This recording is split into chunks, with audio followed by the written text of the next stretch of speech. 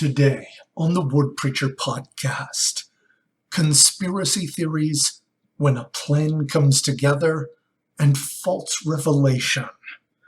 I'm Brett Jensen, and this is the Word Preacher podcast.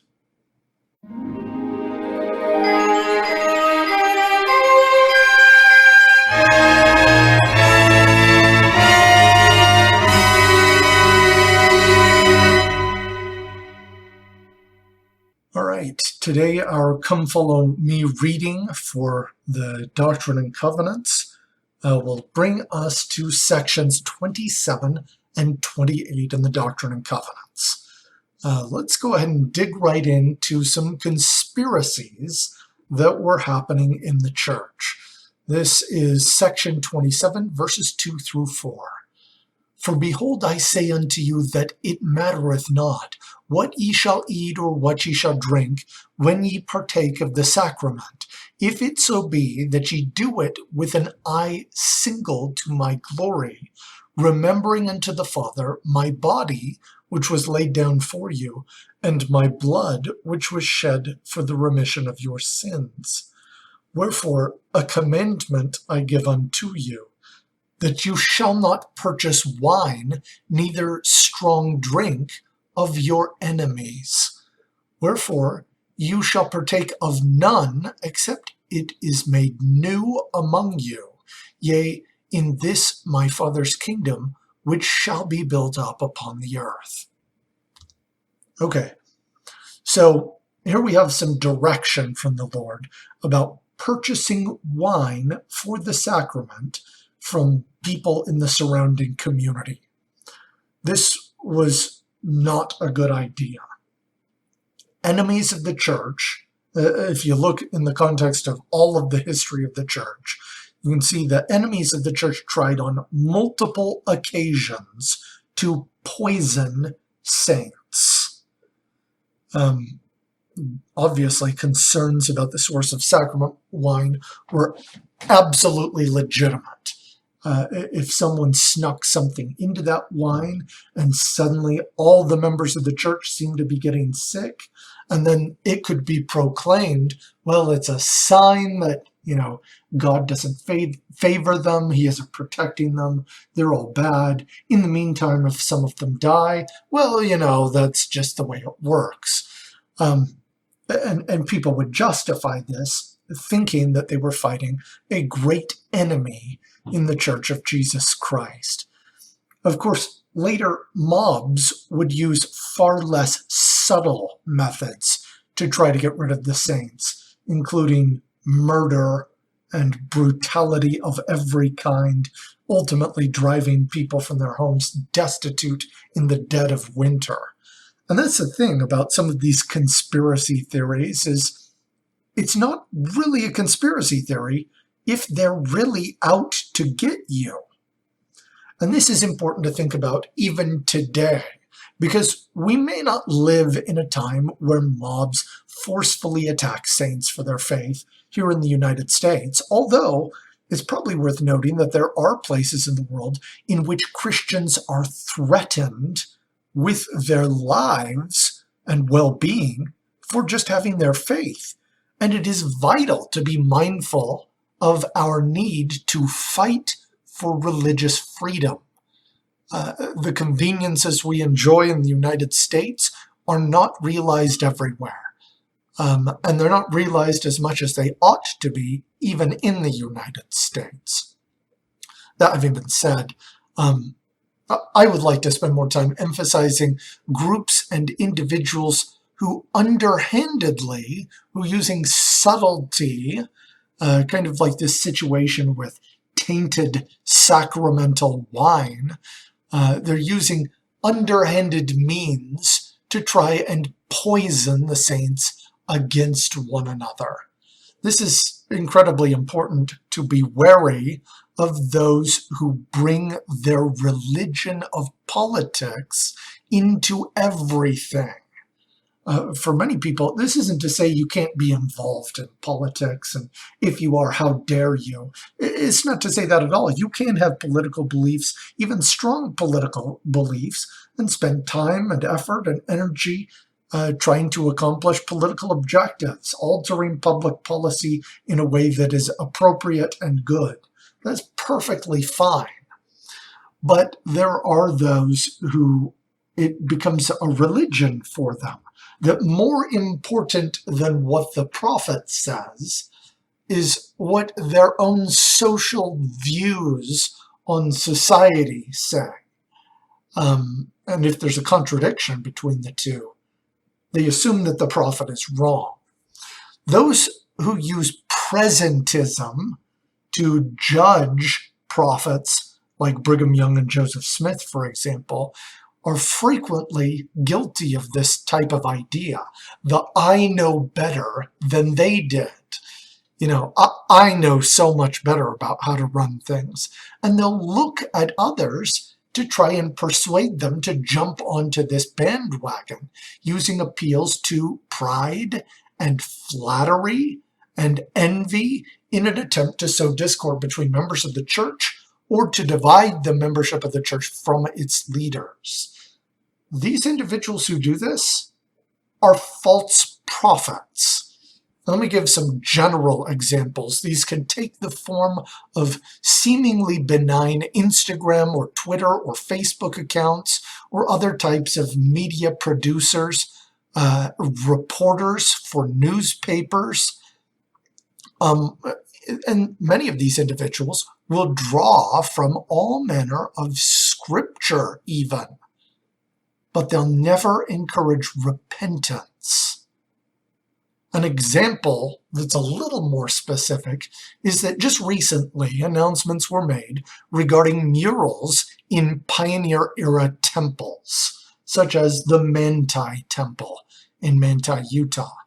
And for structural and safety reasons, these murals will need to be removed from the temple, perhaps only being partially preserved through photography and in the archives of the church. A number of individuals who frequently find fault with prophets from Joseph Smith and Brigham Young, to Spencer W. Kimball and Ezra Taft Benson, to Thomas S. Monson and Russell M. Nelson, were suddenly upset about the disregard in this change in policy for, quote, our, quote, pioneer, quote, heritage. Of course, they do want faithful members that have pioneer heritage to be concerned about decisions made by church leaders. But it's not because they want to honor any kind of pioneers.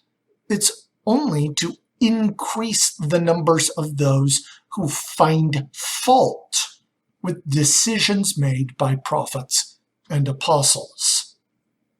On the one hand, the standards of the church are wrong and evil and racist and sexist and homophobic. And on the other hand, we value our heritage so much. Be wary of these false prophets who wish to poison your faith. And this is important because whether they're actually poisoning sacramental emblems or poisoning saints against the apostles of the Lord, it's vital that we remember that there are forces actively trying to dismantle what God is trying to establish among his people. Now, changes are made in policy in a variety of ways and different times and different places. Frequently, changes are made to promote safety and faith. Currently, water is used in the sacrament instead of wine.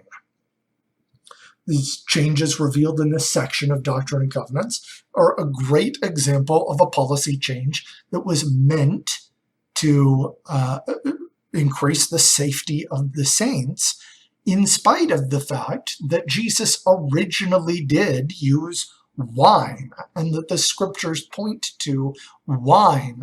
And it's very possible that people might have been upset about their cultural heritage being challenged by this new policy. But, that having been said, changes are occasionally made in the administration of all sorts of ordinances. or in how these ordinances are witnessed or recorded.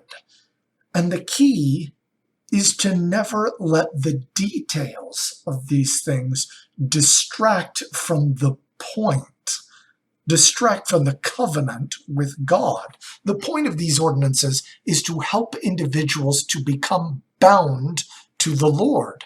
Faith expressed through ordinance and covenant increase the ability of a person to receive power and blessings from the Lord to fulfill their purpose. And it's a terrible tragedy if details surrounding the performance distract from the covenant, the worship, and ultimately the Lord. Recipients of ordinances, as well as those officiating in any capacity, ought to try to follow the counsel of Elder Renlund in General Conference about 6 months ago, who counseled us to deal justly and love mercy.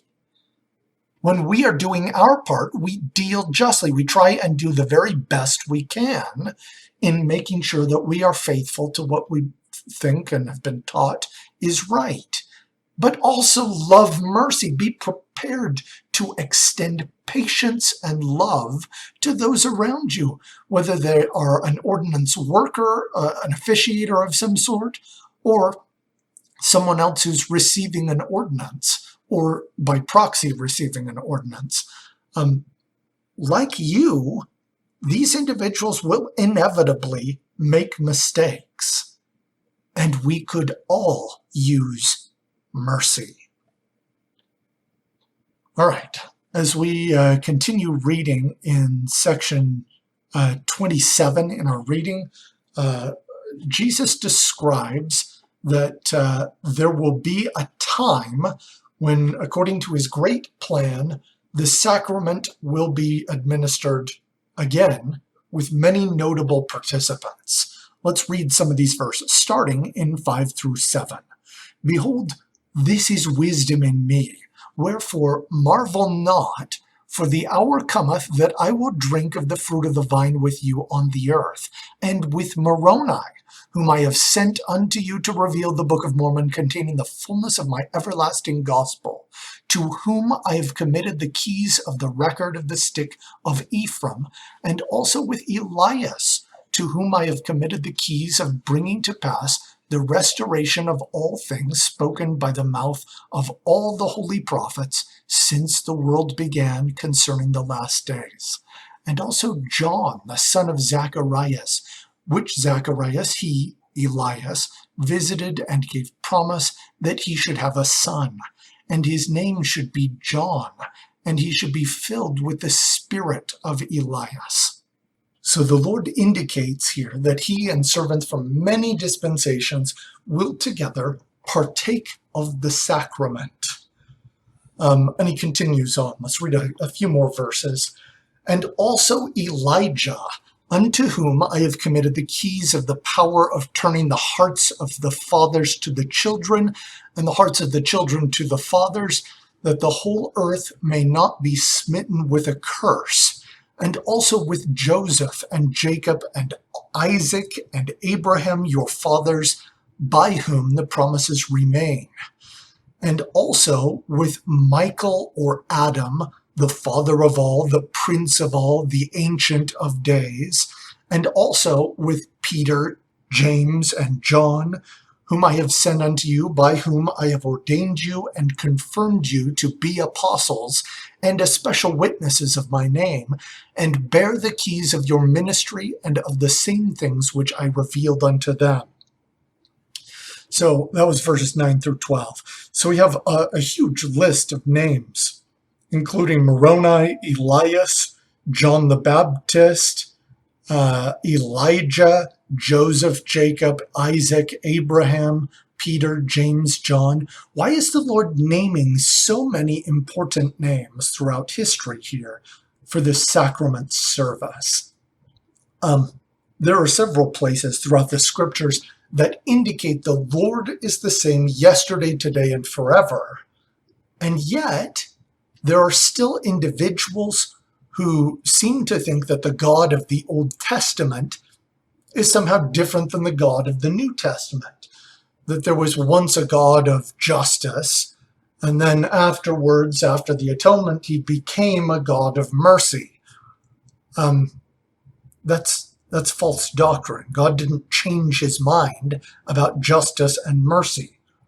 There's actually plenty of mercy in the Old Testament, and plenty of justice in the New, and plenty of both throughout the Book of Mormon and the Doctrine and Covenants. And people like that oversimplification of it, but it's not the case. The Lord is actually the same yesterday, today, and forever. And that the Doctrine and Covenants is another witness that God has been prepared for everything all along. This isn't something that changed on a whim. The restoration didn't happen because he was in the mood for one. The organization of the church is not something that Joseph Smith or Peter or Moses came up with. It has always been the Lord working to help his people at any given time come unto him. And changes reflect what is appropriate at any given time. Let's talk about something that was inappropriate that happened at a particular time. Hiram Page received what he called a revelation from a stone. Now, it's certainly possible to have stones like the Urim and Thummim described in the Book of Mormon and Doctrine and Covenants, through which revelation can be seen. However, what Hiram Page was receiving was not that. He was being deceived by Satan. But these revelations were persuasive to many people, and Joseph Smith needed to know how to handle this situation. Now, I recall a time when, in the capacity of a missionary, my companion and I shared the details of Joseph Smith's first vision and the coming forth of the Book of Mormon.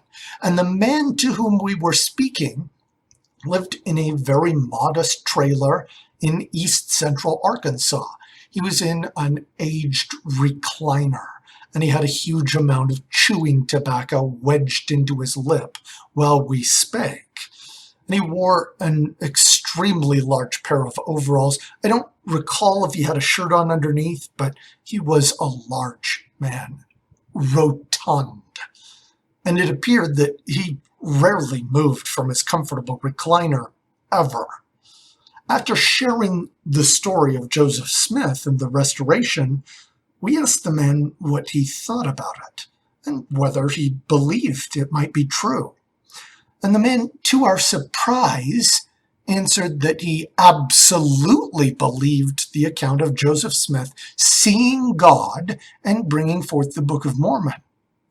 He then proceeded to explain that he had had similar visions himself, including a vision in which he was commanded to sprint to Washington, D.C. in a single day. This from the middle of Arkansas. So here we have this incredibly large and unhealthy man affirming that, well, he had no idea how he did it. He was, in fact, able to, without the use of any vehicles, run to Washington, D.C. and back to the middle of Arkansas in a day. Now, being an inexperienced missionary myself, I was a little bit unclear about how to tell this man that, while I absolutely believed that God was capable of giving visions and causing miracles to occur, I did not believe at all that he had done that for this man. My companion at the time was far more experienced, and he very appropriately focused on invitations surrounding reading the Book of Mormon, and the rest of it is really unimportant to the point of this podcast.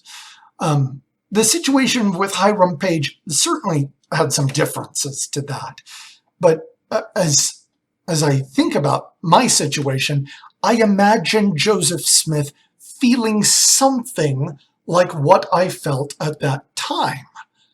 You know, I believe in revelation, and it certainly is a critical part of our church, but how do I tell this person that that was not a real revelation. Well, fortunately for Joseph Smith, he received a confirmation about the order of revelation in the Church of Jesus Christ. He could receive that from the Lord. And we get that in section 28. Let's read some of these verses. Behold, I say unto thee, Oliver, that it shall be given unto thee, that thou shalt be heard by the church in all things whatsoever thou shalt teach them by the Comforter concerning the revelations and commandments which I have given.